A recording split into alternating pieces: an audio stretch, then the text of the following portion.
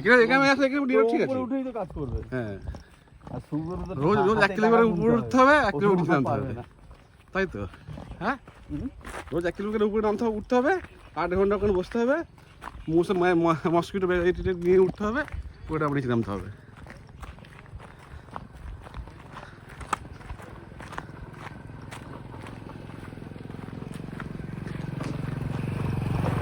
ভিডিওগুলো করা আমরা অল্প একটু করেছি ভিডিও, বুঝেছি, অল্প বেশি না।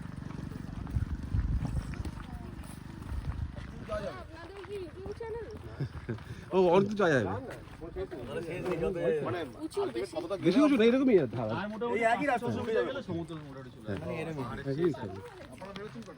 আমরা এই আসবে 10-10 মিনিট